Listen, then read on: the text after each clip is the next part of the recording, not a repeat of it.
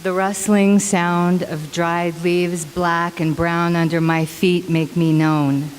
I hide out here under the river, where none, not even I, can hear my breath.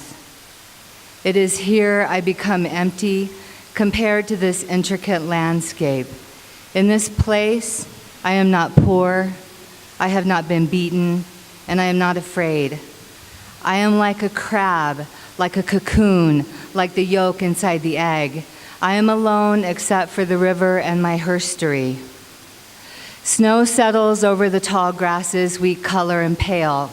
Hundreds of flakes gently land on my face. I see wet through my open eyes. I see dreams flying all around my head, and on my back I feel wings great and mighty. This frosty haze and the smell of moist wood reassures me of myself. I am like the other creatures here. I crawl under the trees on my knees, and the palms of my small hands welt from sticks and twigs. I eat dirt and make angels in the snow. I will the demons away and dance with the saints. This is winter in the town that redemption forgot. This is the story of my journey completely toward myself, spiraling inward and farther away from my home. Love lived at home but did not know how to come to the table. Love took her little place in the corner while the devil ate plenty and left everyone else hungry. My roots are not planted firmly in the same ground. They branch out like 1,000 fingers from one end of the world to the other.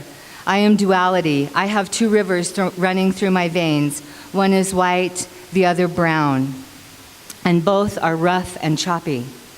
I see through the eyes of two countries, solid and loyal and equally crippled. I wrestle with identity and the hope of one day escaping this place of sordid pasts and simple possibility. My comfort comes from the trees, the sky, the cottontails, the fox, the river, the train, and its bridge. I was born 1 second before someone else's death. I do not know who, someone or two. It is my belief that my father was absolutely taken by my mother's beauty, and my mother was just as taken by him.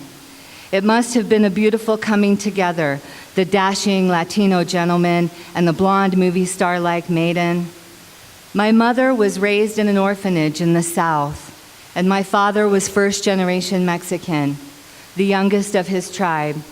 My mother's father was a chronic alcoholic and drank paint thinner.